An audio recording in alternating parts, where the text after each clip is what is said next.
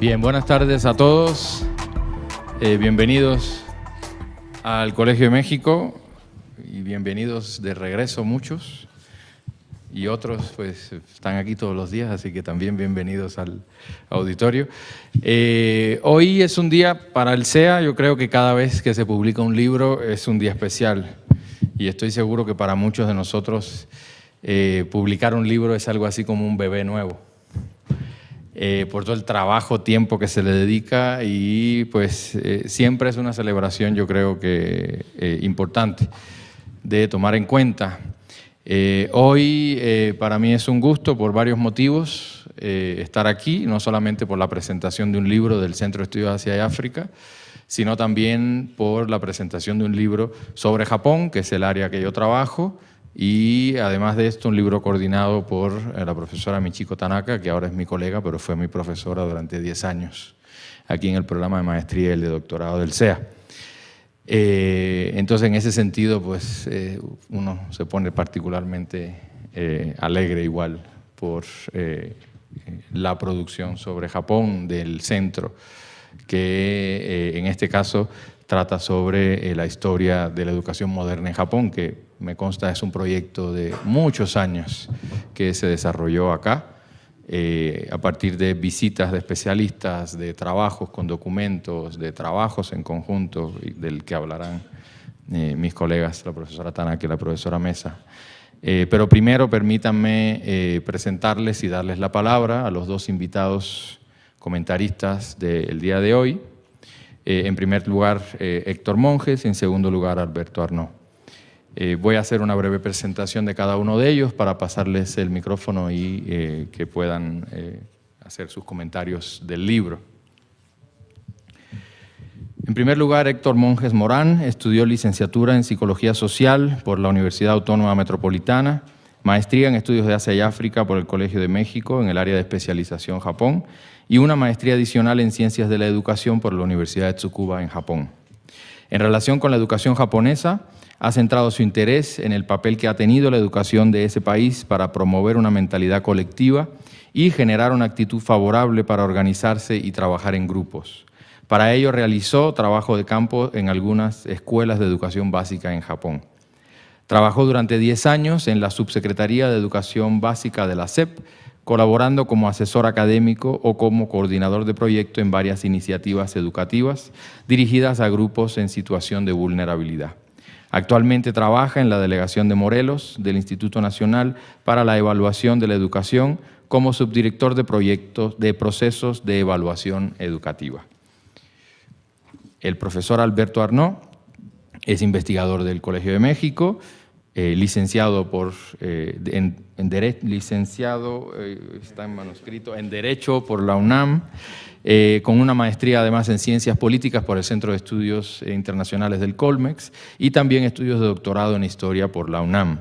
Entre sus publicaciones tenemos los libros Historia de los Maestros de Educación Primaria en México, La Federalización Educativa en México, y además de esto fue coordinador del tomo de Educación en conjunto con la doctora Silvia Yorguli de la colección Los Grandes Problemas de México, publicado por el Colegio de México. Sin más, doy la palabra a Héctor y después a Alberto. Muchas gracias, Amaury. Muy buenas tardes a todos. Pues es un gusto estar aquí, esta casa de estudios donde también tuve la oportunidad de estudiar. Y bueno, pues después de un tiempo regreso y con mucho gusto con esta presentación de este libro que me ha parecido tremendamente interesante. Gracias a la profesora Tanaka por la invitación. Me parece un honor estar aquí con todos ustedes, el profesor Arnaud, con Amaury, con la profesora Mesa. Entonces, sin más, pues me gustaría comentarles algunos aspectos del libro que, bueno, finalmente es un libro súper extenso, ve nada más la cantidad de hojas que tiene, y es un libro que reúne una serie de documentos de diferentes etapas de la historia de la educación en Japón. Consta de 11 capítulos y analiza alrededor de 71 documentos. Entonces eso es una tarea titánica, realizar esa traducción. creo que ha tomado más de 10 años, si no me equivoco, en realizarse. Entonces, abarca periodos de la historia en Japón amplísimos, desde la época Tokugawa, alrededor de 1600, hasta la época actual. Entonces, bueno, no se puede revisar documento por documento, entonces lo que me gustaría, digamos, tratar de aquí exponer es, digamos, algunos aspectos que a mí me llaman la atención y que a lo mejor a ustedes también les parece interesante. Entonces, empezaría comentando que se han escrito muchos libros sobre la educación en Japón. Sin embargo, la gran mayoría de esos libros, cuando a mí me tocó estudiar aquí, estaban referidos y hacían relación con el desarrollo económico de Japón. Es decir, siempre se veía la educación japonesa como un medio que tuvo para el potenciar el desarrollo económico de Japón, e incluso se le relacionaba con el milagro económico, ¿no?, de Japón. Entonces decían, gracias a la educación japonesa es de que Japón pudo desarrollarse de manera tan sorprendente. Entonces, la mayor parte de esos libros están referidos a ese fenómeno. Sin embargo, digamos, hay como varias visiones adentro y afuera de Japón mismo, ¿no? Es decir, en los 80s, por ejemplo, se consideraba la educación japonesa, y muchos nos acercamos justamente por eso, como la mejor educación en el mundo, ¿no? O una de las mejores de los sistemas educativos del mundo. Y entonces eso se veía desde fuera, y en Japón el profesor Sato, Manabu Sato, que también participa en este libro y que ha sido profesor visitante del Colegio de México, él comenta que en Japón se veía en los 80s como uno de los peores sistemas educativos del mundo, ¿no? Entonces es algo que llama mucho la atención. Por un lado se tiene una imagen en el exterior sobre el sistema educativo japonés, y por el otro lado, dentro mismo de la sociedad japonesa se le concibe de una manera muy negativa. Entonces eso, digamos, como introducción a todos estos documentos que finalmente hacen un recorrido de diferentes aspectos del sistema educativo japonés, y que implican todas las contradicciones que tiene este sistema, ¿no? Los aspectos negativos, los aspectos positivos y las diferentes visiones de diferentes poblaciones dentro de la misma sociedad japonesa. Entonces,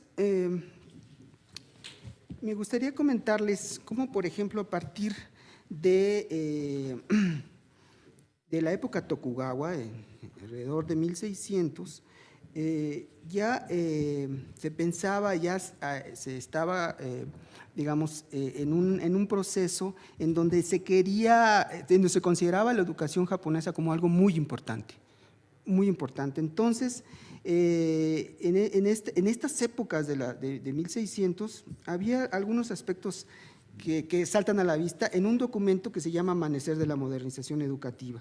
Entonces, uno de esos aspectos que me llamaban mucho la atención es de que había un énfasis en el estudio de las letras, y había digamos, un ambiente y una referencia mucho a los estudios de moral confuciana. Entonces, empezó a darse un crecimiento de la economía agrícola, los campesinos y los comerciantes tomaron un papel más predominante, y la economía de mercado empezó a expandirse. Entonces, en estas épocas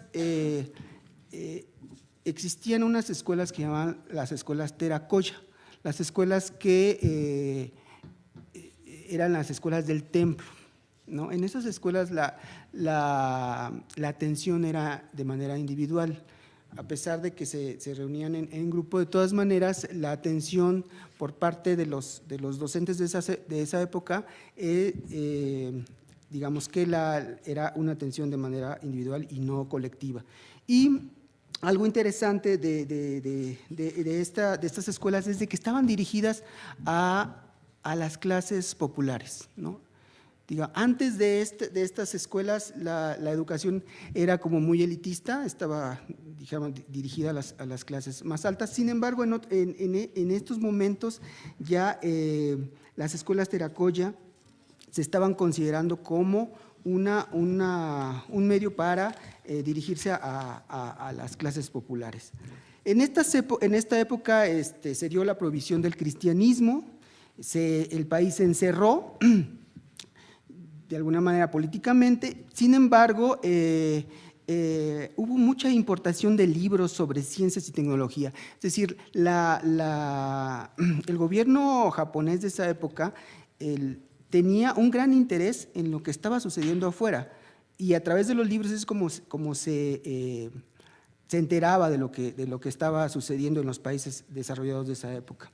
Hay un documento que también se expone en este libro que es de un médico y un estudioso confuciano que se llama Kaibara Eken. Entonces, ese fue el primer libro que se escribió sobre pedagogía y sobre educación social, salud y herbolaria en Japón. Entonces, en este libro, el autor, Kaibara Eken, consideró necesario educar a todos los estratos de la población. Él decía, la educación se tiene que expandir. No solamente debe de ser a una clase social, sino a todas las clases sociales. Y fue un primer libro donde de manera sistemática se hablaba sobre temas de pedagogía, y se puso mucho énfasis en la importancia de iniciar la educación desde edad muy temprana, en un ambiente educativo y agradable y con maestros preparados. Entonces, este fue uno de los primeros libros de pedagogía de manera digamos, sistemática en Japón, y este fue escrito en 1710. Y él retoma algunas de las frases que están aquí, dice: sin maestro ni enseñanza no se puede realizar ninguna acción. La educación traza el camino del ser humano, y gracias a esto el ser humano se aparta de la bestia. Entonces, digamos, rescato esto como para hacer énfasis en el papel que se concibía desde esa época a la educación para dar un salto en diferentes aspectos del desarrollo humano.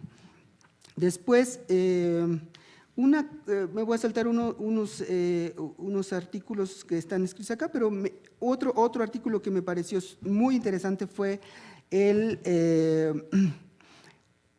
un texto que tiene que ver con un libro de texto de geografía que lo realizó Fukuzawa Yukishi. Fukuzawa Yukishi fue un educador en Japón, un personaje muy especial, porque nació en una familia guerrera, fue empleado del gobierno del shogunato y viajó, y eso lo distingue mucho, a Estados Unidos y Europa en varias ocasiones. Entonces, él estaba muy interesado en el desarrollo académico y en la cultura occidental, y entonces además fue el fundador de la Universidad de Keio y escribió varios libros sobre la situación de los países. En este caso, el libro que se analiza es uno que se llama Países del Mundo, de este autor, Fukuzawa Yukishi. Por cierto, Fukuzawa Yukishi es el personaje que aparece en los billetes de 10,000 yenes, y ese, digamos, es un personaje que es muy conocido en Japón. Y entonces, en este libro de texto de geografía, digamos que él describe diferentes culturas, la situación geográfica de diferentes países, y hace esas descripciones de regiones y continentes a través también haciendo referencia de la historia y las costumbres de los lugares. Y él también dice en alguna parte del texto: no merece ser hombre quien no sabe de la diversidad que existe en el mundo. Entonces, y hace también incluso una referencia al puerto de Acapulco como un gran sitio en el litoral occidental de México, ¿no? Entonces, me llamó mucho la atención cómo un personaje como Fukuzawa Yukishi pues ya estaba poniendo los ojos hacia el exterior, a pesar de que Japón estaba en algún momento cerrado. Después, Me gustaría comentarles cómo a partir de que llegan los barcos estadounidenses a las costas de Japón en 1860 y tantos, 68, es que el gobierno japonés tiene que abrirse hacia el exterior. En ese momento Japón consideraba a las poblaciones occidentales como los bárbaros y, sin embargo, dada esta presión militar y presión de que tenían que abrirse y tenían que comerciar con Estados Unidos y con las potencias o con los países europeos, Japón ahí en ese momento decide hacer un cambio en diferentes aspectos y sucede una revolución en muchísimas esferas de la sociedad japonesa. Una de ellas es la esfera educativa. Entonces, me gustaría retomar un texto de esa época, ¿no? En la época en que todo se trastoca y Japón empieza a adoptar diferentes costumbres o diferentes influencias que tienen que ver con la civilización occidental. Por ejemplo,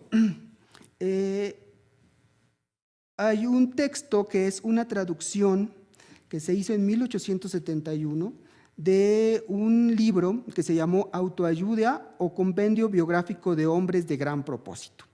Este fue traducido en 1871 y resulta que era una compilación de palabras y anécdotas de más de 300 personas para promover la idea de autoayuda entre la gente trabajadora. Les llamó tanto la atención a los japoneses de esa época que se vendieron alrededor de 1 millón de ejemplares.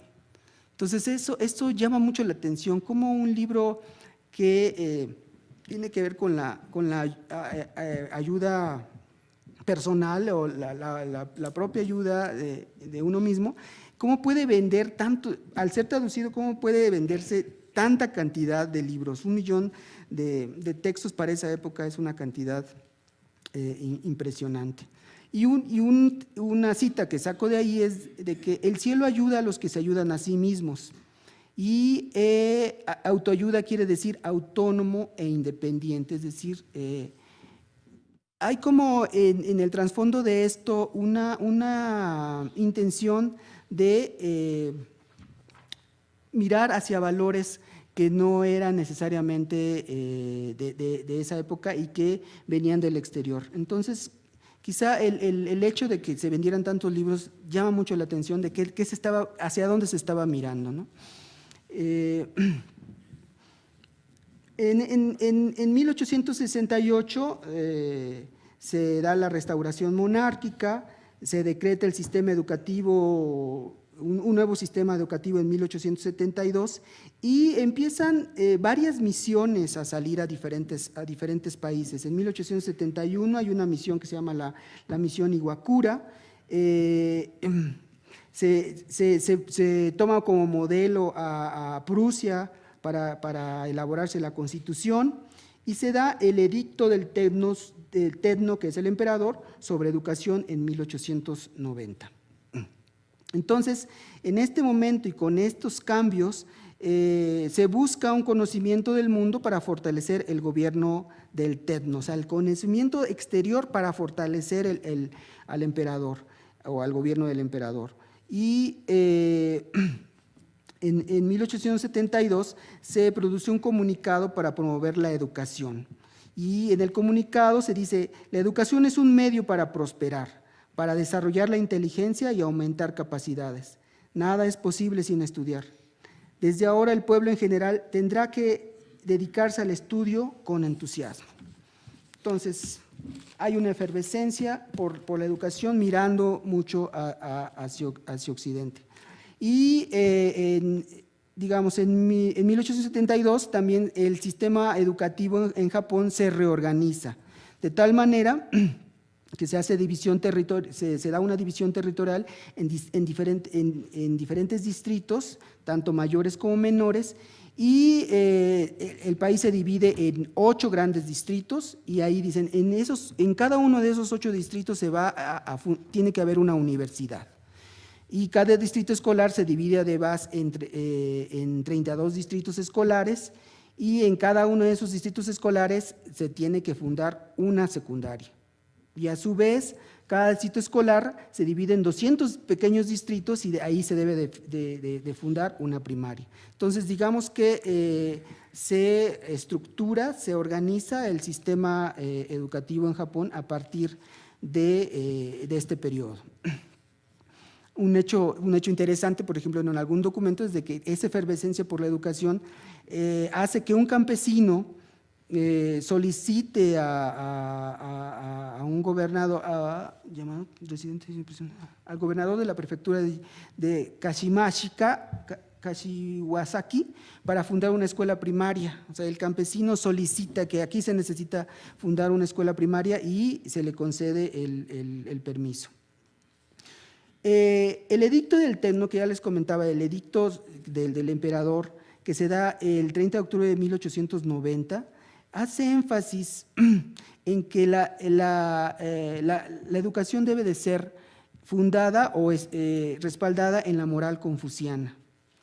La moral confuciana que rige las relaciones familiares, que infunde respeto y fidelidad a la casa imperial y en ese momento a todas las escuelas que se fundaron se reparte una foto con la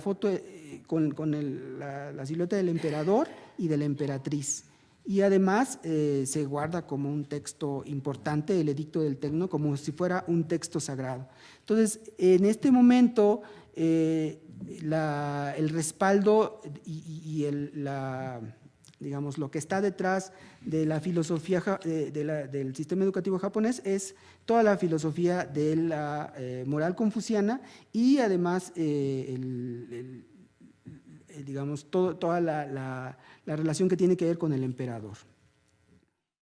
Okay. Y hay otro texto que se llama Recuerdo de la educación al estilo de la escuela de templo de hace 70 años, de Hayasaka Rugeji. Este texto es interesante porque dice que a pesar de que ya estaba implementándose un sistema distinto, ya los terakoyas empezaron a desaparecer y hay un nuevo tipo de escuelas, de todas maneras no sucedió de la noche a la mañana, sino que las terakoyas todavía seguían existiendo y al mismo tiempo que estaban las nuevas escuelas. Y en este texto se hace una referencia a cómo se sorprendían de ver cómo los métodos de enseñanza cambiaban de una atención individual a una atención grupal, cómo los edificios ahora tenían dormitorios, tenían canchas deportivas, tenían materiales didácticos diferentes. Entonces, es interesante ese texto justo por eso, ¿no? Porque es el proceso de esta transformación.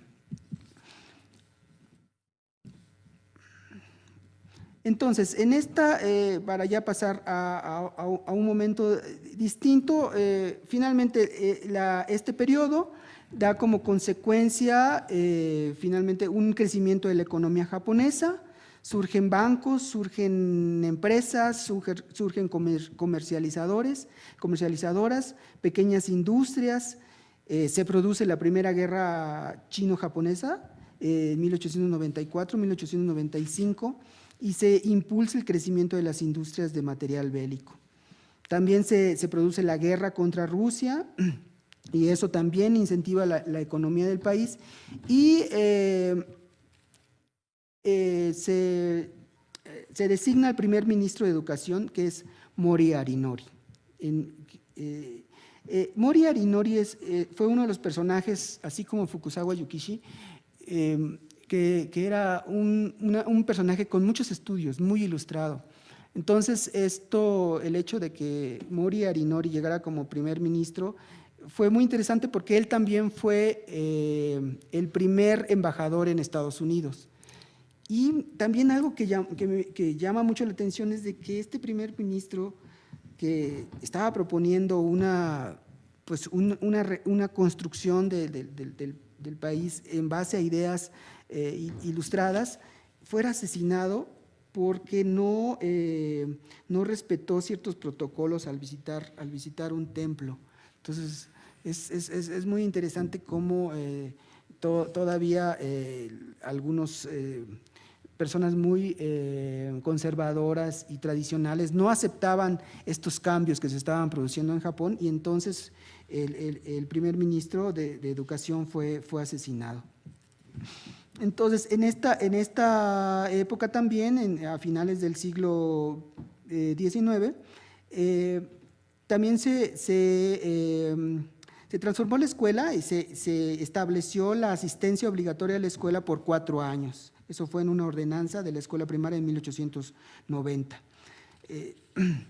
Después hubo una segunda enmienda en 1900 y una tercera enmienda en 1907, y allí la educación obligatoria ya fue de 6 años. Okay. Otro texto que también llama mucho la atención es un texto que se llama Escuela Hogar por Tomeoka Kosuke. Este autor fundó una escuela hogar sobre trabajo correctivo para los niños y jóvenes que tenían problemas de conducta. Entonces, se funda esta escuela, una en Tokio y otra en Hokkaido. Pero lo interesante también de este caso es de que muchas de las ideas que se utilizan para trabajar con los niños se basan en ideas del cristianismo, y además trataban de comprender mucho el contexto de los niños y de los jóvenes, como para no criminalizarlos de manera inmediata, sino que entender cuáles fueron las causas por las que cometieron algún problema, alguna situación delictiva, ¿no? Y entonces esta escuela hogar todavía subsiste hasta ahora. Entonces eso llama mucho la atención, ¿no? De que cómo una escuela que se fundó hace tanto tiempo todavía esté funcionando. Okay. Después se dio ya las enmiendas que les digo sobre la escuela primaria, ya se los comenté, y la educación obligatoria se colocó en 6 años, se estableció. Y, por ejemplo, se revisa un reglamento para ejecutar la ordenanza sobre la escuela primaria en 1900, y en ese reglamento se ponen en orden las asignaturas, se determinan las materias que se debían enseñar. La lengua nacional, que en este caso Kokugo, se estableció unida a la lectura, la composición y la caligrafía. Se establecen las horas de clase y se fijan las letras kana y los kanjis, caracteres chinos. Se fijan también las horas mínimas y máximas de estudio. Hay que comentar aquí que la lengua nacional sufre una primera transformación aquí, en esta época, y sufre otra transformación después de la guerra.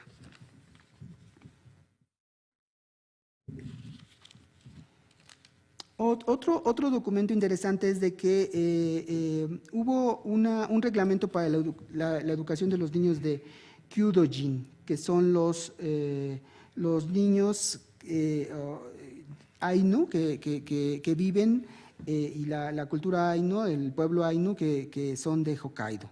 Entonces, a partir de la anexión de Hokkaido en 1868, Japón no solo formalizó la ocupación del territorio, sino buscó también convertir en súbditos del Tetno a los habitantes originales del territorio y el pueblo Ainu. El asunto es de que no se trataba de proteger el modo de vida ancestral del pueblo Ainu, sino de asimilarlo al modo de vida japonés. La educación se convirtió en el elemento clave para difundir la lengua y la cultura dominante, y eso se dio a través del japonés oficial y la lealtad al Tenno. El pueblo ainu tenía su propia lengua, sus propias culturas, y es un pueblo que rompía con la idea tradicional de que Japón es un país homogéneo en cuanto a cultura y en cuanto a pueblos, y entonces tanto la cultura ainu como la cultura de Okinawa, que también forman parte de Japón, tenían diferentes costumbres, culturas y lenguajes, pero a través de la educación fue como asimilaron a estos pueblos.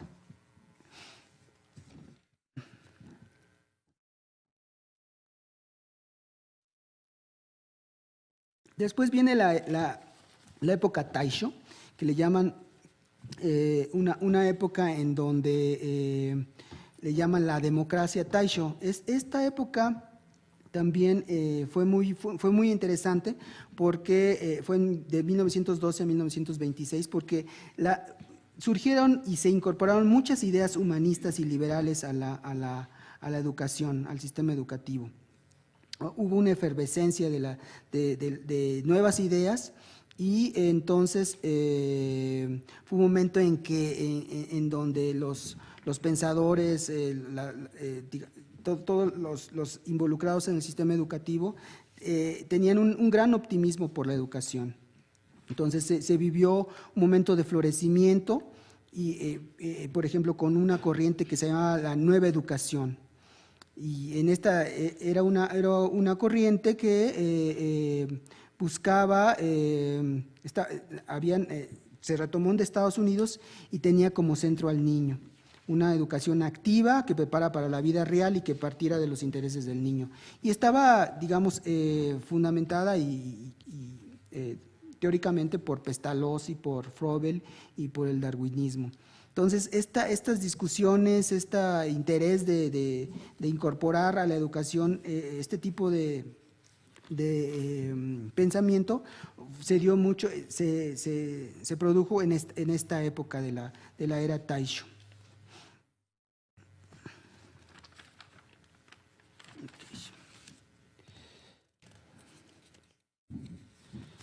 Son tantos documentos que de repente dices, ¿por cuál elijo? ¿Cuánto tiempo tenemos? Creo que unos 10 minutitos más. 10 minutitos más. Entonces voy a saltarme mucho para pasarme a otros. Ok. Vamos a... Me voy a ir hasta la época de la movilización hacia la guerra. Es decir, la educación que se empezó a gestar y que estaba orientada hacia generar una actitud favorable hacia la guerra. Entonces, en este caso hubo algunos documentos, déjenme ver cuáles. Bueno, un poco de historia es de que a partir de 1931 Japón entró en un largo periodo de conflictos bélicos. Primero en el continente, con China, luego en el sudeste asiático y después en el Océano Pacífico. Y en 1937 Japón expande la agresión en China del Sur, lo que acelera la construcción del régimen de movilización total para la guerra. Y entonces aquí el ministro de Educación de ese momento encomienda a un grupo de académicos elaborar un documento sobre el ente nacional. Este es muy interesante, este documento está hecho por académicos y las ideas que se exponen ahí son todas con una fuerte influencia de una moralidad y una visión mítica acerca del pueblo japonés. Les leo unas pequeñas partes. Nosotros, el pueblo, súbditos del Tenno, somos totalmente diferentes del llamado pueblo en las naciones occidentales, en donde el Estado es un colectivo de individuos y el monarca se evalúa por su inteligencia, virtud y fuerza. Y si tiene virtud, ocupa el trono y lo obligan a abandonar si carece de ella. En nuestro país, el Tenno es descendiente divino y la relación entre él y los súbditos es de padre-hijo. El Este pensamiento está también anclado en el principio de la lealtad. La lealtad se hace realidad cuando cada persona del pueblo se esfuerza para cumplir la parte que le toca y desempeña su tarea fielmente. También la piedad filial se dirige directamente a los padres, pero también se encuentra en la relación de lealtad alterno. Nuestro país es un gran estado-familia y la casa imperial es la principal de las casas de los súbditos y es el núcleo de la vida nacional.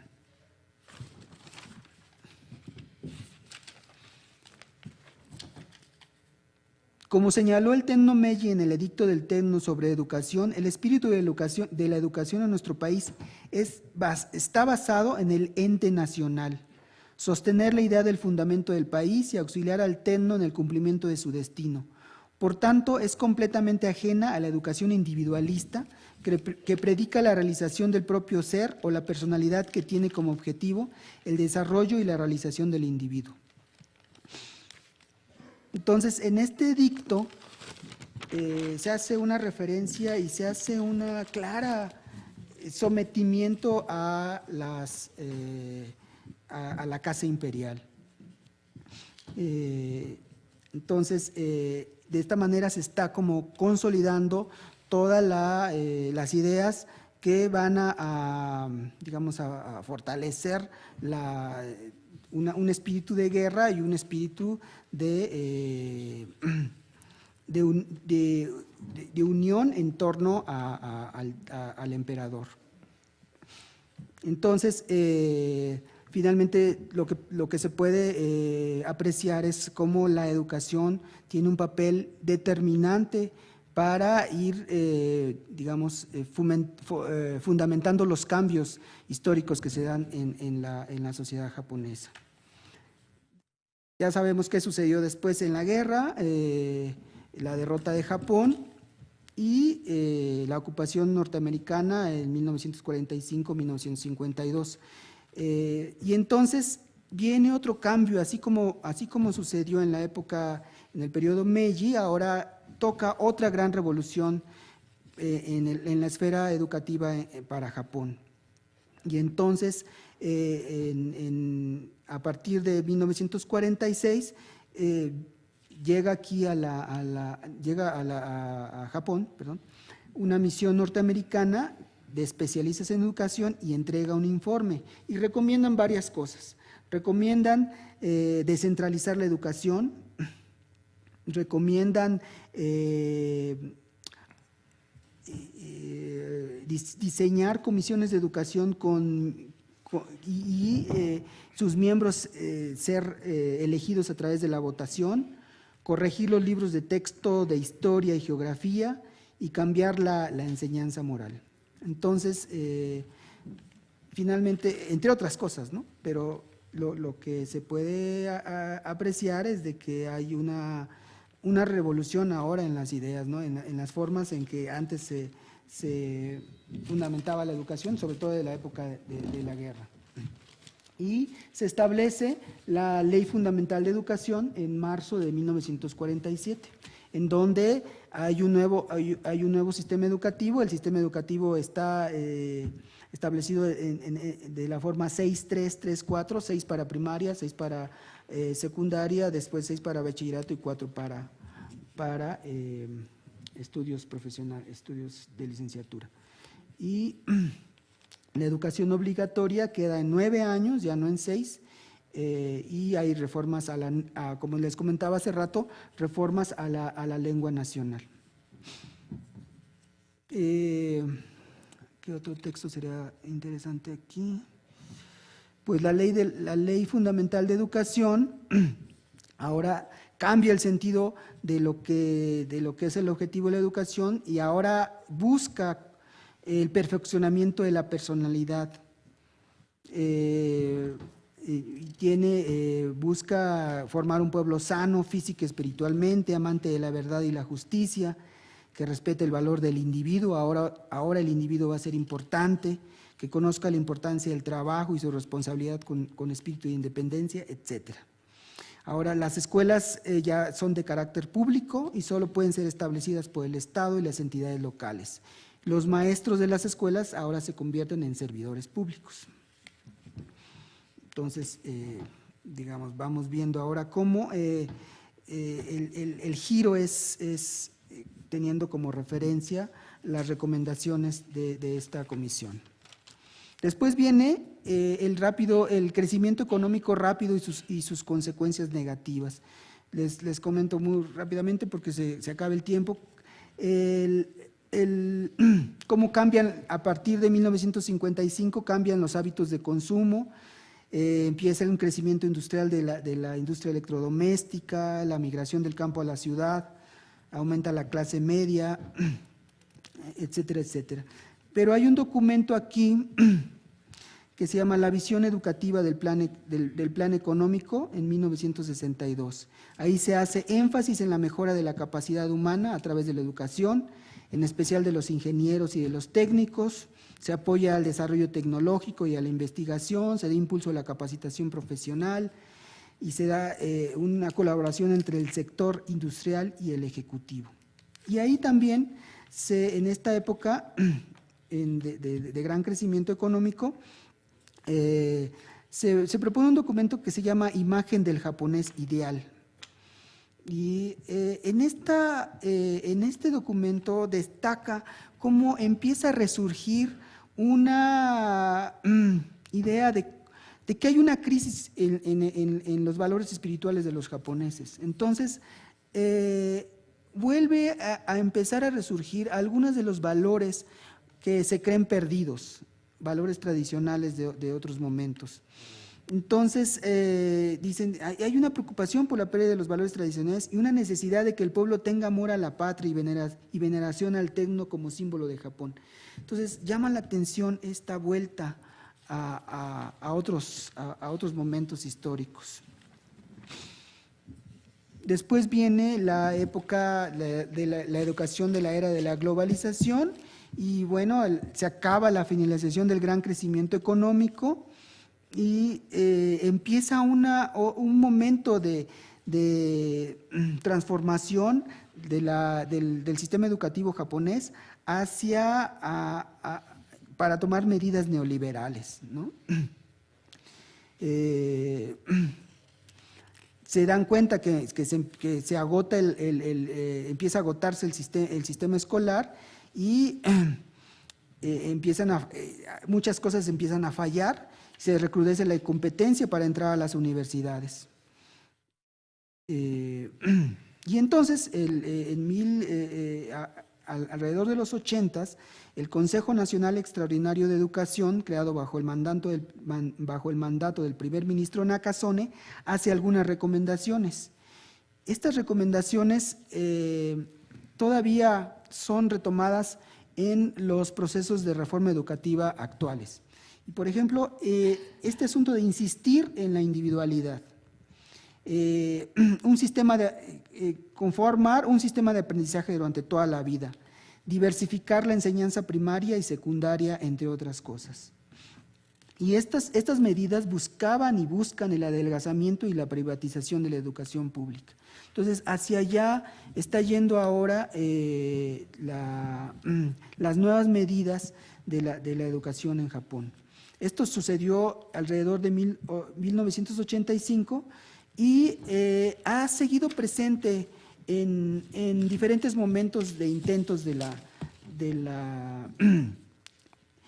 historia de la educación en Japón y sobre todo de esta parte que tiene que ver con un intento de reformar y de darle un giro a la educación japonesa actual para adecuarlo a los momentos que se viven, a las condiciones históricas y sociales del país.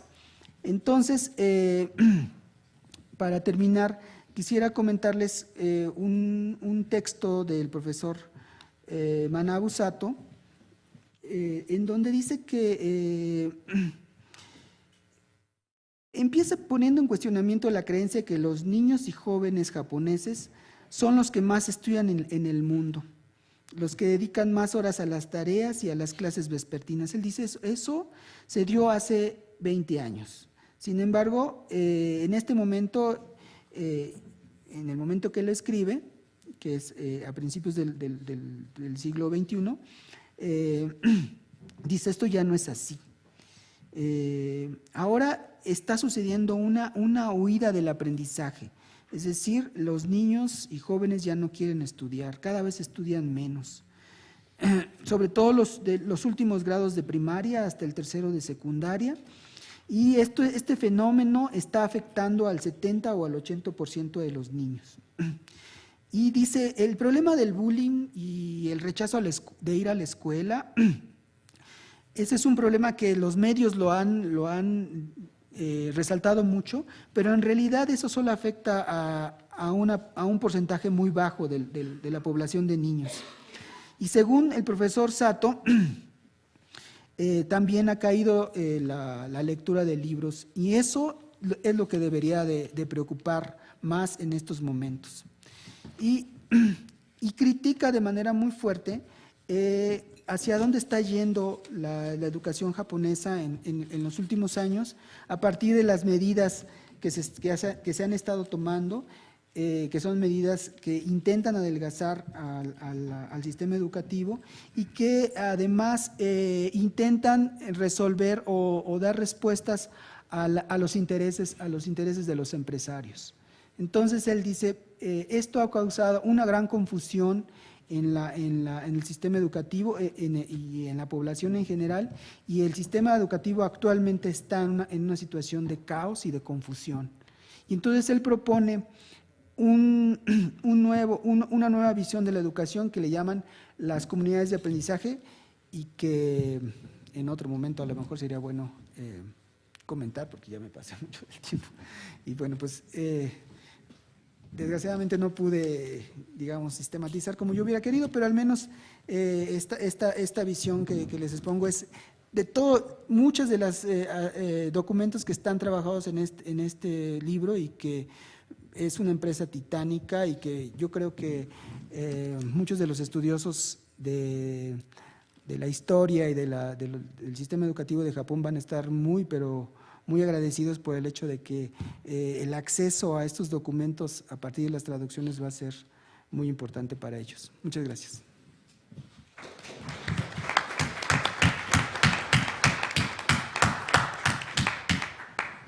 Muchas gracias a Héctor, le damos la palabra a Alberto. Gracias. Bueno, gracias por su presencia, y muchísimas gracias a mi querida amiga y maestra Michiko Tanaka, a quien agradezco muchísimo su persistencia.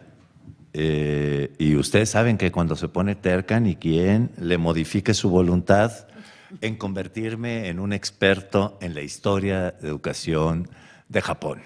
Disto mucho de serlo, ¿no? Como lo es Héctor, pero he aprendido muchísimo en todas estas actividades a las que me ha invitado Michiko, sobre todo en relación con dos de los colaboradores en este libro, el maestro Manabu Sato, el maestro Kokuni Yoshimiro. Ha sido un aprendizaje intenso. Me sorprende mucho cómo llegué a hacerme muy amigo del maestro Manabu Sato, a pesar de que él no me entendía absolutamente nada, ni yo le entendía absolutamente nada, ¿no? Con pura capacidad de expresión corporal. Y lo que no alcanzaba a expresarlo a través de la expresión corporal, lo expresó leyendo unas notas musicales con pura música mexicana, y casi nos emborrachamos con música mexicana en una comida en casa de Michiko Tanaka. El libro es una aportación importantísima para la historia de la educación en Japón, pero sobre todo para que nosotros, los que no hablamos japonés, conozcamos mucho mejor la historia de la educación de Japón. Yo, mientras fui leyendo el libro, esta historia documental de la educación moderna en Japón, por supuesto desde mi sesgo como historiador de la educación en México, fui estableciendo comparaciones mentales, ¿no? Las semejanzas, las diferencias, las diferencias de escala, incluso los ritmos, los énfasis. El libro es espléndido y la edición también.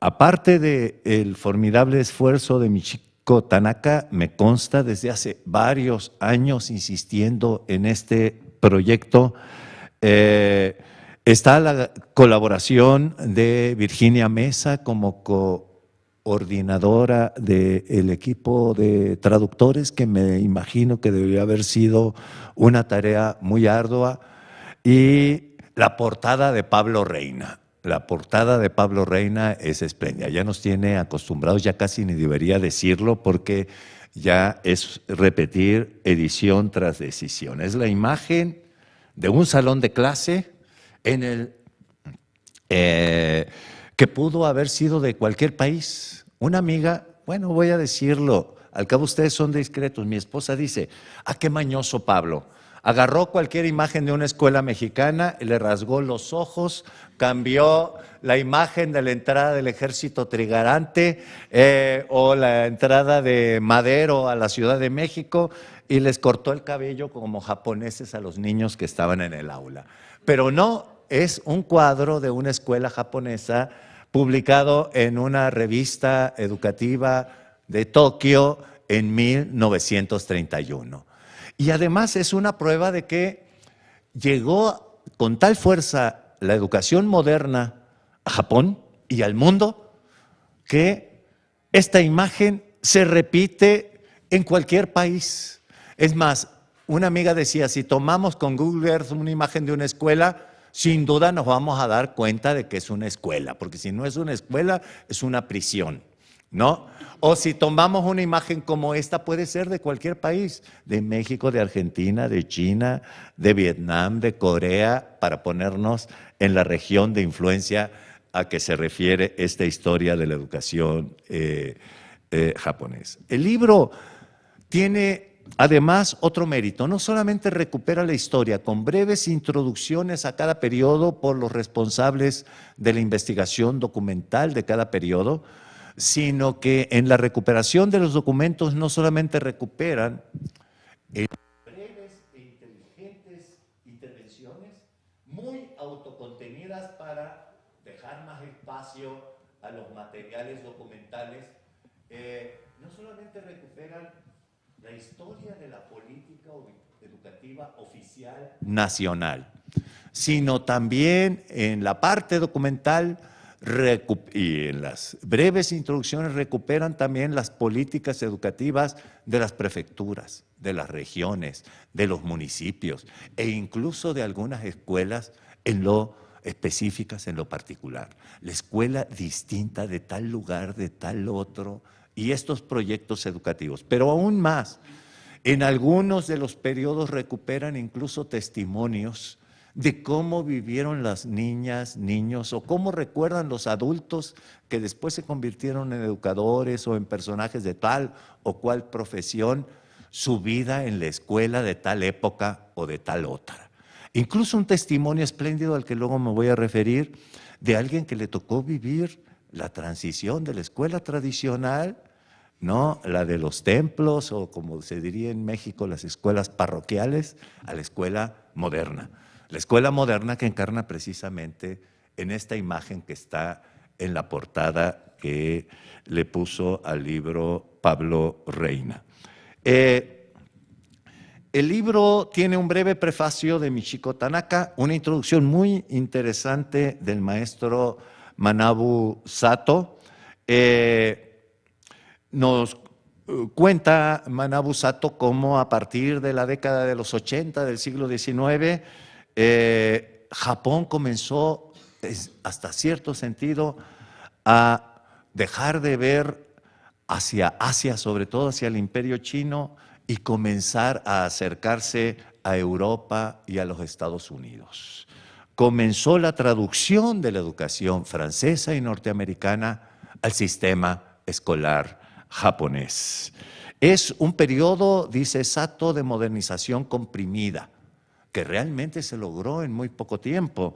Entre 1872 y 1900 prácticamente el 90% de la población en edad escolar fue escolarizada. Y esa no es una hazaña menor. Además, nos da cuenta Manabu Sato de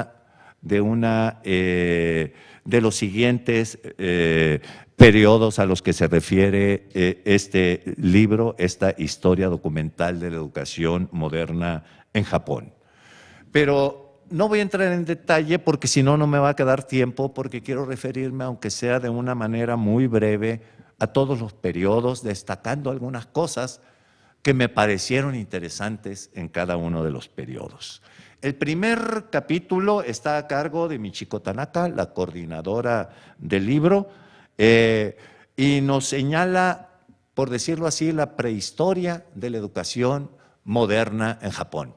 Los primeros pasos de la educación ilustrada, la transición de la oralidad y a la literalidad, ¿no? ¿De qué manera comienza a afrontarse el reto de esta transición de una educación oral a una educación literal? Y comienza también a desarrollarse un énfasis en la moral confuciana. Se le da especial importancia a la difusión de las escuelas de los templos, que coincide, por cierto, con la época de las reformas borbónicas y su impacto en México, con la importancia que las ordenanzas de la corona española le dieron, en el caso de la Nueva España, a las escuelas que en nuestro país se llamaban no escuelas de los templos, sino escuelas parroquiales. Y también los primeros pasos hacia una educación tecnológica. Es la apertura, nos dice Michiko, hacia la civilización. La primera apertura hacia los Estados Unidos y hacia Europa, sobre todo a Francia y a los Estados Unidos. Es el periodo de fundación de la Sociedad de la Ilustración, voluntarios dispuestos para la educación popular, y decía, todos pueden colaborar con la educación popular. En uno de los documentos que se recuperan, es muy interesante leer esto. Todos pueden cooperar con la educación popular, vendiendo ropa vieja, disminuyendo una copa de sake antes de dormir, reduciendo la botana, confeccionando una pieza más de kin-yaku, un alimento, ¿sí? O cortando una pieza más de leña en cada labor de leñador. Después empieza ya en el periodo Meiji o Meiji, ¿cómo se pronuncia?, por un sistema educativo moderno del 68 a 1912. Le corresponde también este periodo a Michiko. Primarias para toda la población, sin importar distingo social, casta, sexo.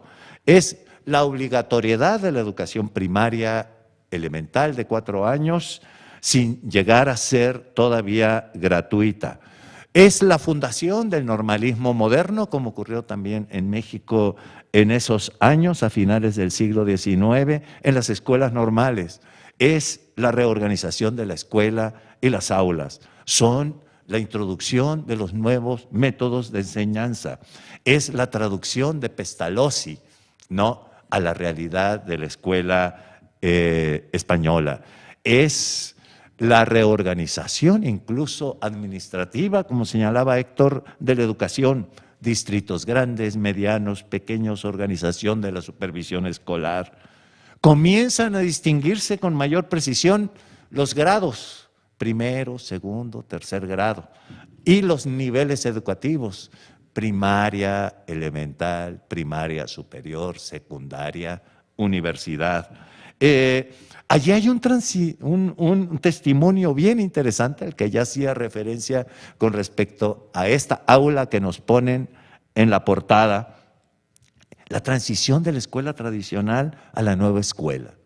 Un maestro, cada anciano que acomodaba a los niños y jóvenes de distintas edades en 2 aulas, de repente se amanecen con un maestro mucho más joven, con los mesabancos colocados como están aquí, todos en la misma dirección, mirando hacia un pizarrón con un podium y un escritorio donde está el maestro con una regla señalando el pizarrón.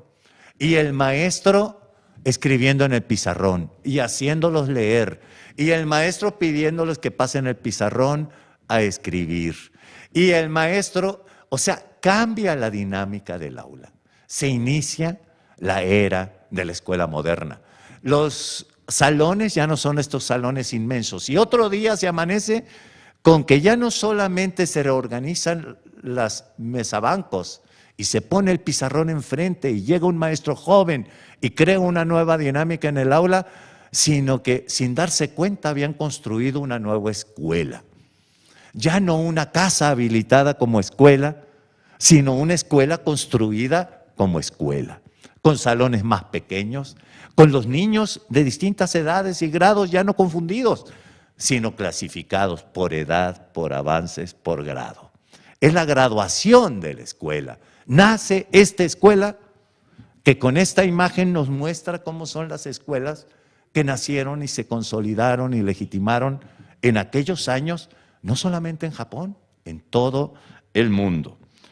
En esta misma época comienza el cambio, pues, de no solamente de la organización de la escuela, de los edificios, sino de la dinámica cotidiana en las aulas y la forma de organización y clasificación de las niñas, los niños y los jóvenes en las aulas. Este es un cambio muy importante que pervive, por cierto, hasta nuestros días. En el capítulo 3 se da a cargo de Virginia Mesa, le llaman Desarrollo de la Educación Nacional. Aquí se da cuenta de algunos de los cambios más importantes que ocurrieron en los proyectos educativos.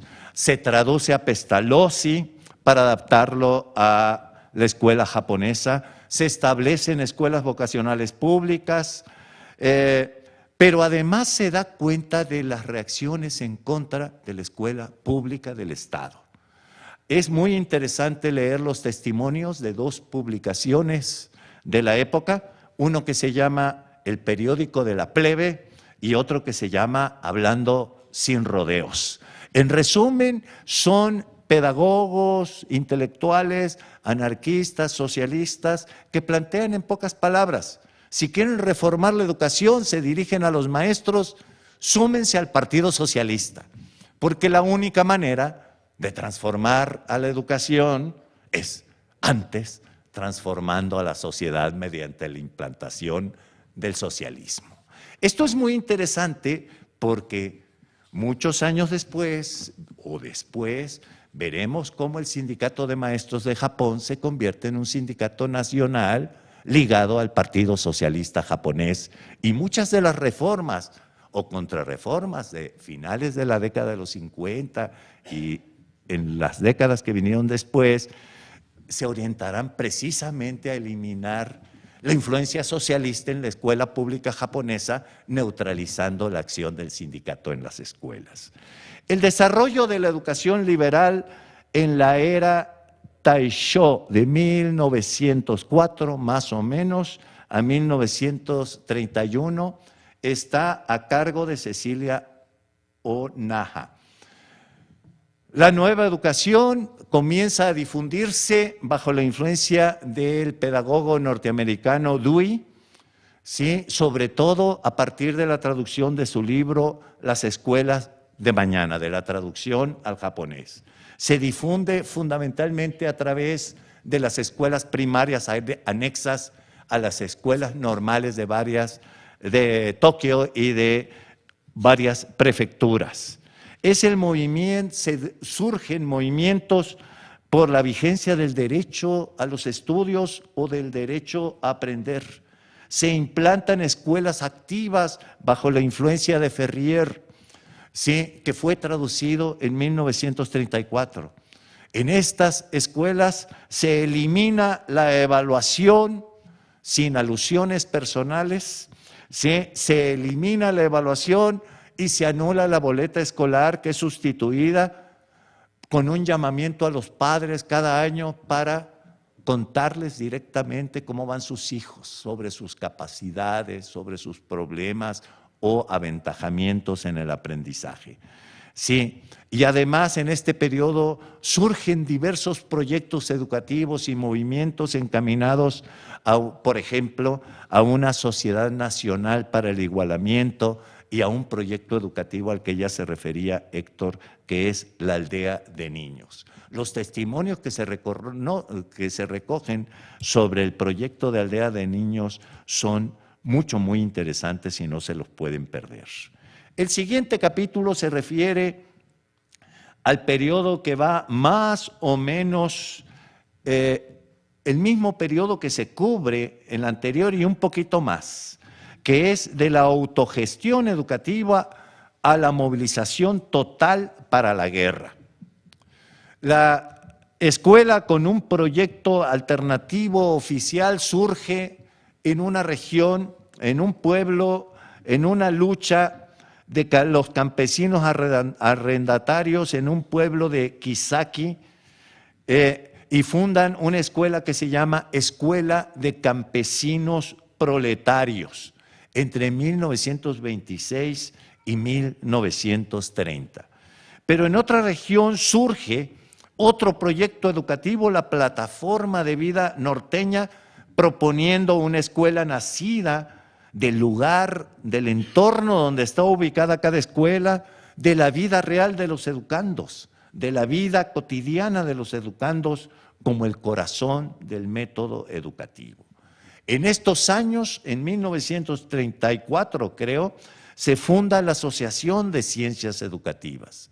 Este proyecto educativo autogestivo, de la lucha de los arrendatarios y de la Plataforma de Vida Norteña, junto con el de la Asociación de Ciencias Educativas, prácticamente es instaurada por un régimen de movilización totalitario para la guerra. Allí termina la historia de la autogestión y del primer afán de consolidar una educación científica.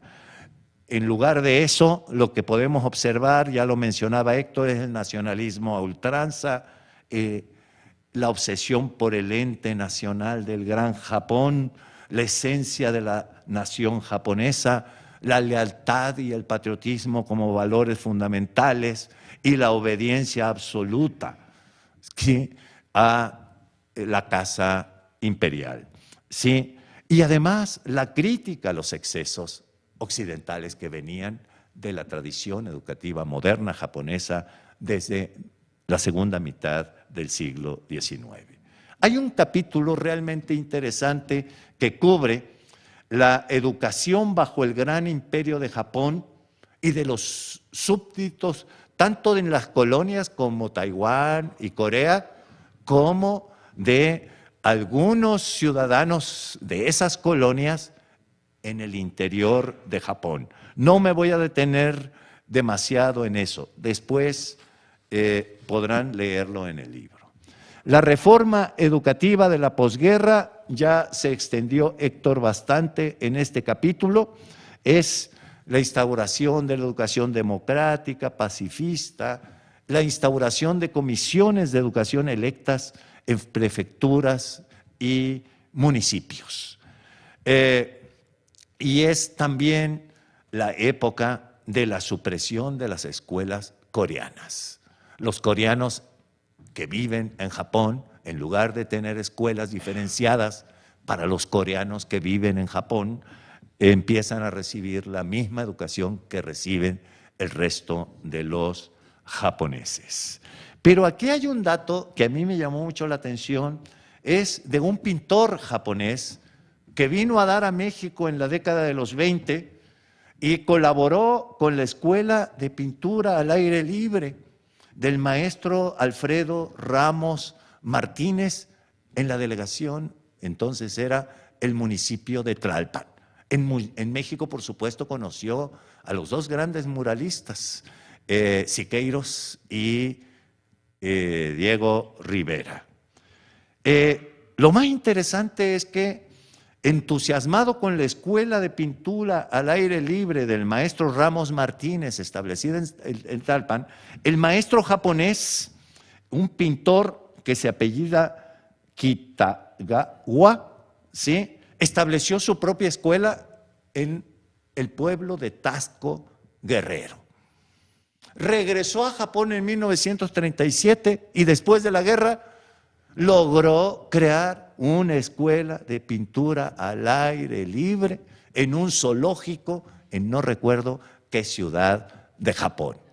Es algo que me llamó mucho la atención, que no es solamente una curiosidad, ¿no?, sino porque el documento y el relato que este maestro japonés hace de la experiencia de la escuela de pintura al aire libre establecida en un zoológico de quién sabe qué ciudad japonesa, nos ofrece un análisis sobre distintos aspectos. Uno, sobre la importancia de la educación artística, incluso para los contenidos más tradicionales de la educación primaria o elemental o secundaria obligatorias.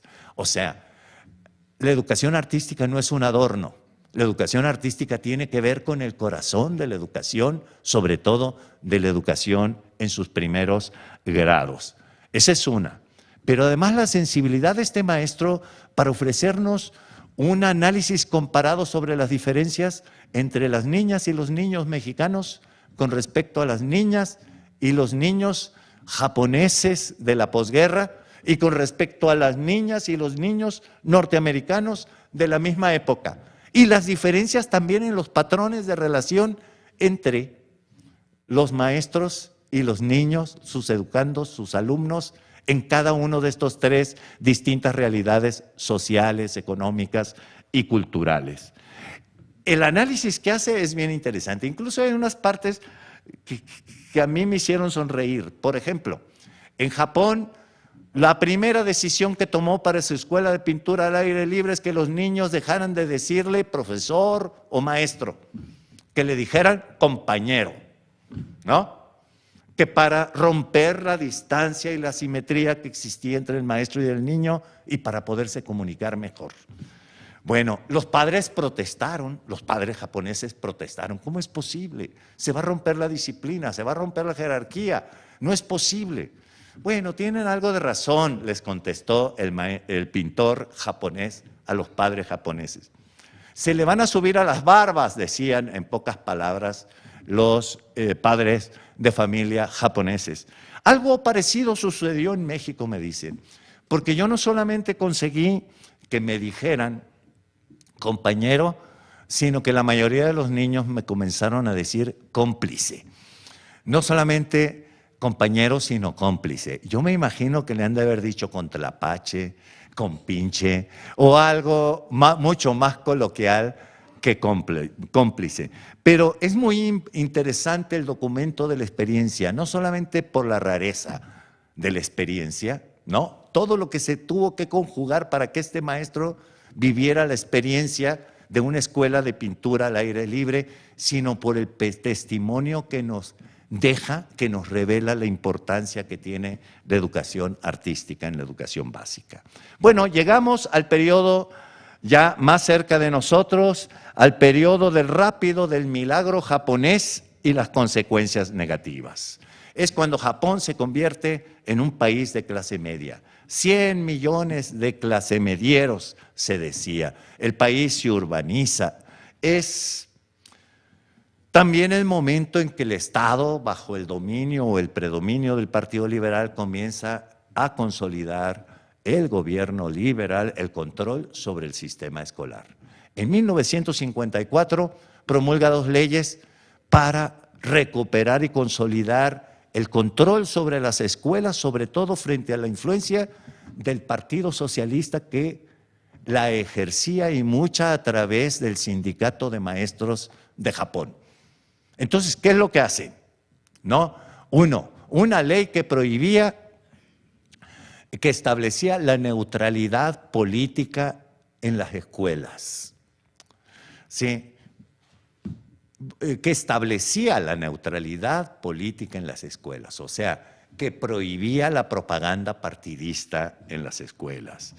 Y, por otro lado, se establece por primera vez la evaluación del desempeño docente y la evaluación del logro de los niños. Inevitablemente, pensé en México, pero no en aquellos años, sino casi 50 años después, ¿no? Las reacciones del sindicato frente a la evaluación del desempeño y las reacciones del sindicato y los maestros frente a la evaluación de los logros, los aprendizajes de los niños en la escuela. ¿Qué es lo que decía el sindicato? Estas reformas no tienen más intención que lograr el control político de las escuelas, anular a la representación sindical y controlar y poder instaurar en las escuelas lo que les dé la gana desde la perspectiva del gobierno en turno. La evaluación del desempeño docente se suspendió en el 1966, creo, en Japón, y se volvió a restablecer hasta la reforma educativa del 2006. Bueno, ya nos vamos acercando al presente. El capítulo 9 se dedica a la era de la globalización. Aquí es bien interesante todos los documentos que se generan para analizar la manera como las evaluaciones y sobre todo los concursos para el ingreso a la educación secundaria y después a la media superior y después a las universidades generan una tensión tremenda entre los educandos. Viene la crítica a los concursos para los ingresos y también la crítica a los exámenes.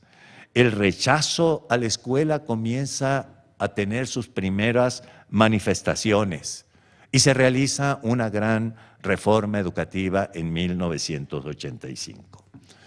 En el capítulo 10 se analiza un periodo más cercano todavía a nosotros, que iría más o menos de 1980 al 2006, y está a cargo del profesor Kokuni Yoshihiro.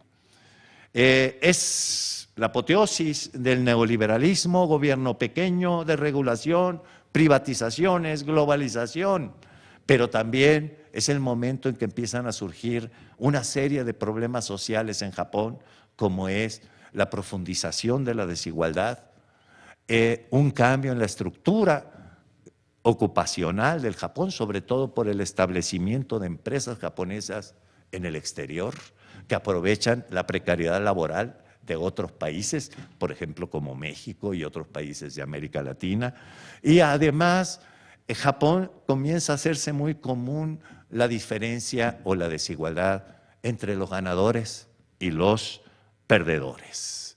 En esa coyuntura también, a principios del siglo XXI, surge un conflicto en torno a los símbolos patrios, de si era obligatorio o no hacer el ritual respetuoso de honores a la bandera y el canto del himno nacional. El sindicato de maestros se negaba porque, por supuesto, eran símbolos de la casa imperial, símbolos que se acentuaron de manera extrema durante la Segunda Guerra Mundial. Sí. Lo más interesante es que en este periodo surgen dos proyectos de distinta fuente. Uno es el proyecto de la escuela como comunidad de aprendizaje del profesor Manabu Sato, y otro es la escuela asociada que surge de la iniciativa de asociación de ejecutivos de distintas empresas. ¿Cómo? Desde distintos ámbitos ideológicos, con distintas perspectivas ideológicas, buscan afrontar la crisis de la escuela japonesa incorporando a nuevos actores, a los actores de la región, a empresarios, padres, artesanos, fuerzas vivas de la localidad, etcétera, etcétera. Desde la perspectiva de la escuela como comunidad de aprendizaje, una iniciativa y un proyecto elaborado por el profesor Manabu Sato y que se difundió en varias escuelas de Japón, y el otro proyecto, el de la escuela asociada que viene de la Asociación de Ejecutivos. El último capítulo, y yo creo que fue muy importante que se incorporara, porque de otra manera no pudiera haber enterado de cosas muy fuertes, muy intensas, las cosas que ocurrieron sobre todo en la zona más directamente afectada por la catástrofe del 11 de marzo de 1911. ¿Sí?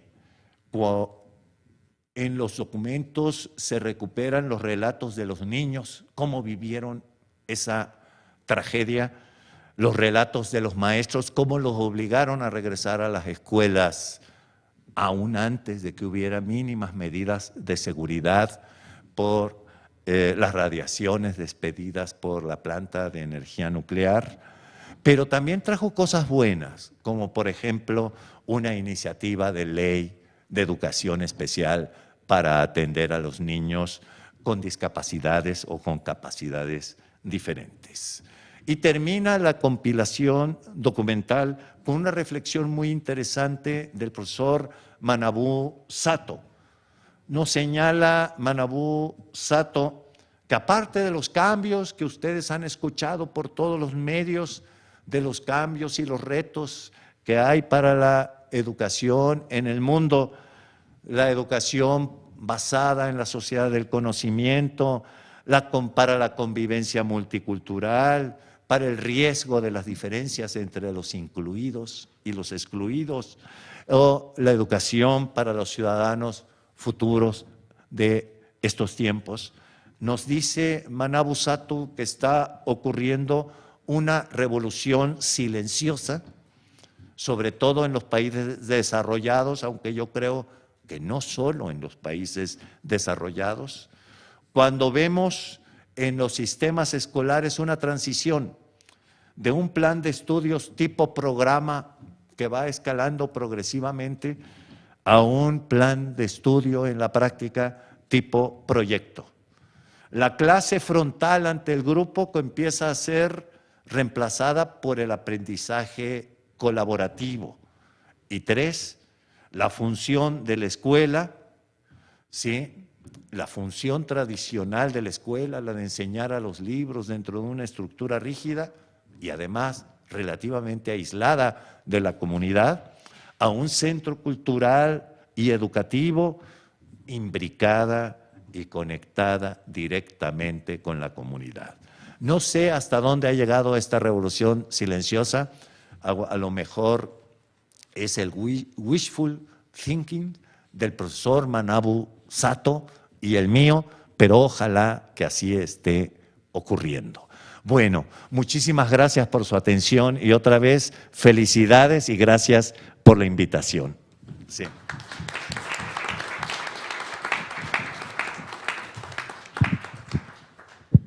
Bueno, damos la palabra a continuación a la profesora Tanaka y a la profesora Mesa.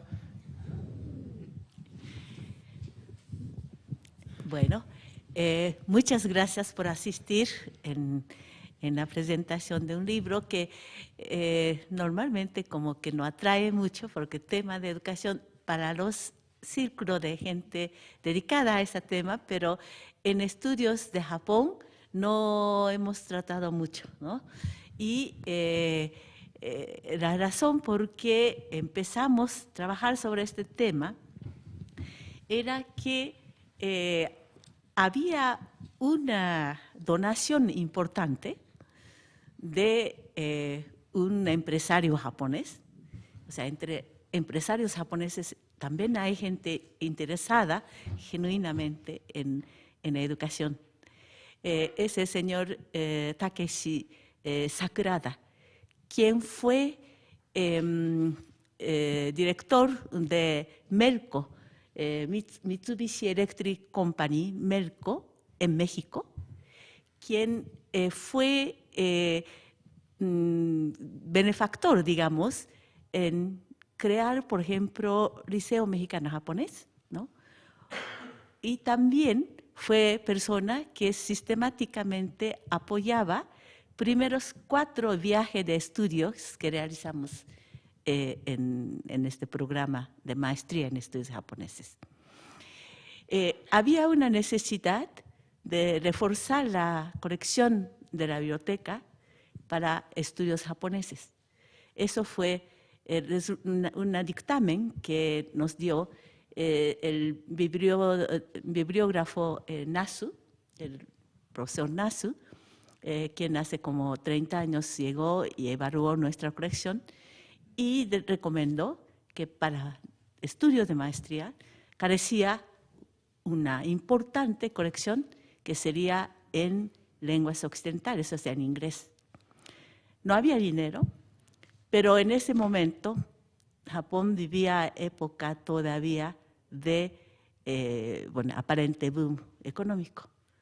Entonces fui a acudir al señor Sakurada, que ya estaba en Japón como ejecutivo de una compañía importante.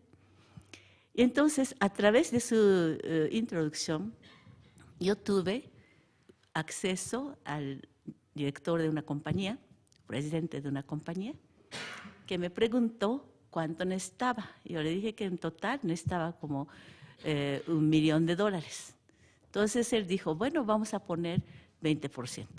Así se realizó una construcción de la colección, actualización de colección japonesa. Luego sucedió que hubo desplome de burbuja económica y ya no se pudo seguir otros 80%. Pero por lo menos eso inició. Ahora, ¿por qué comienzo esta anécdota tan, si quiere, visceral? Porque en realidad muchos proyectos no podemos realizar si no hay mecenas, ¿no? O sea, digamos, donantes.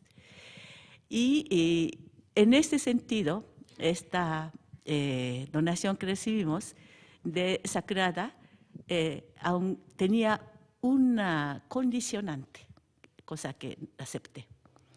Él decía que 1/4 de todo ese recurso se dedicara a tema de educación. Bueno, a mí me parecía lógico. Entonces acepté nada más. Era muy difícil. En español no había casi nada. En japonés no tenía sentido. En inglés, pues sobre el tema de educación, compramos todo lo que podíamos, pero no podíamos llegar a esa promesa. Eso me quedó un poco pendiente. Entonces, tuvimos suerte de recibir como profesor visitante, profesor Manabu Sato. Y seguimos trabajando sobre el tema de educación porque había la razón porque empezamos a trabajar no es solamente por esta situación, sino que había estudiantes como Héctor Monjes o como Cecilia Onaja. Hay personas que han hecho su tesis de maestría en el Colegio de México sobre el tema de educación. Entonces, con estas personas empezamos a trabajar tema de educación como proyecto de investigación. Tuvimos varias reuniones científicas y llegó un momento cuando incluso pensamos que hay que hacer un diálogo con los investigadores mexicanos para saber qué tanto tenemos puntos comunes y diferencias. Y tuvimos primer simposio. Primer simposio fue 2001, creo, ¿sí? Y que justo cuando el profesor Manabu Sato estuvo aquí como de profesor visitante, y bueno, como normalmente hacemos algún evento con profesor visitante para dar a conocer y que tuviera diálogo. Y entonces organizamos este simposio que se llamó Cambios Educativos en México y Japón, ¿no? Y solicitamos el apoyo del profesor Alberto Arnaud, junto con Justa Esperet, que es nuestra conocida experta en cuestiones de trabajo en aulas, ¿no? Y invitamos profesores, maestros, practicantes, digamos. Pensamos que va a negar más o menos como este auditorio, ¿no? Y tuvimos 70 sillas, aquí justo en este lugar. Y me sorprendí que llegaron como 200 personas. Tuvimos que abrir cortina, traer más sillas. Entonces me di cuenta que el tema de educación sí hay que introducir, hay que dar a conocer. Los compañeros del seminario en que reuníamos, aprovechando eventos académicos de diferentes congresos o conferencias, íbamos trabajando, pero sentíamos como que nuestro tema tiene que tener contexto, tiene que ubicar un cierto conocimiento para poder evaluar, porque una cosa, por ejemplo, John Dewey en Japón tendrá en cierto momento histórico y tiene ese significado. En México sería diferente. Entonces, ahí surgió la idea de hacer una antología, por lo menos la parte de educación moderna. Y bueno, así trabajamos, aunque traducir ese conjunto de documentos seleccionados por el profesor Manabu Sato y Kokuni Yoshihiro, que son, yo creo que está muy sólida la selección, pero para muchos de nosotros eran documentos bastante difíciles y que tuvimos que trabajar cada capítulo que bueno, tomamos porque nos interesaba, pero pues un poco tomamos el tiempo. En cuanto a la tarea de traducción y cómo se organizó, pues me gustaría, quiero platicar a profesora Virginia Mesa, quien estuvo a cargo de coordinación.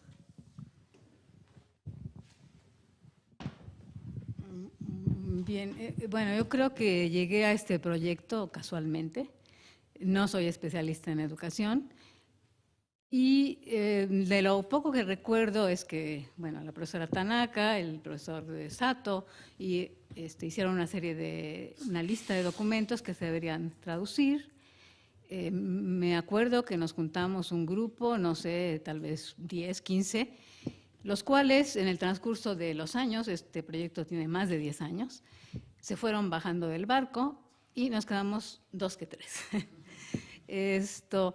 Bueno, creo que el resultado no salió mal. Creo que es un aporte importante del Colegio de México para la gente interesada en Japón y sobre todo en la educación, y la educación japonesa en particular. Otra cosa, creo que este proyecto pues se lo debemos en mucho a la persistencia, a la perseverancia y al estar macheteando siempre sobre el tema de la profesora Tanaka. Bueno, coordinar una traducción de este género es difícil porque son documentos de diferentes épocas, escritos por diferentes personas, documentos legales, documentos oficiales, documentos que son más bien testimonios personales, como el del pintor Kitagawa Tamiji que mencionaba el profesor Alberto. Entonces creo que esto es una dificultad y no solo eso, también el ponerse de acuerdo con una colega que está en Japón y otra que está en Argentina y otra que está en Guadalajara. Entonces no es fácil ir reuniendo los documentos, revisarlos y luego pues mandarles algunos comentarios, etcétera. Pero bueno, creo que el resultado es muy importante. Ojalá que sea una obra que sirva a muchos de los estudiantes, de los estudiosos de Japón. Y nada más un último comentario respecto a la portada. Creo que esta es una aportación, si no me equivoco, de Amauri. Le pedimos algunas sugerencias, cuál podría ser una portada atractiva para el libro, y él nos sugirió esto, que creo que quedó perfecto. Bueno, muchas gracias. ¿Conocieron tus créditos, Amauri? Quiero comentar sobre esto. El profesor Amaury nos mandó dos. Varios, pero dos eran interesantes que nos parecía. Uno era escena de Teracoya. De Teracoya, era escuela de templo. Sí. Tipo un poco caricatura. Contrastado. ¿No? Contrastantes. Había mesas, aquí están maestra, creo, ¿no? Que con frente de maestra está sentada un alumno y están, pero que el resto hay varios mesitas alrededor del cual algunos están trabajando, pero otros más bien están bromeándose, echando bola de papel, en fin. Esto parecía interesante, ¿no? Y otro era esta. Nada más, obviamente, pues tratándose del tema de educación moderna, pues no podía, ¿no? Esto sí era muy correcta la selección que yo creo que también hizo Pablo, ¿no? Pablo Reina. Muchísimas gracias.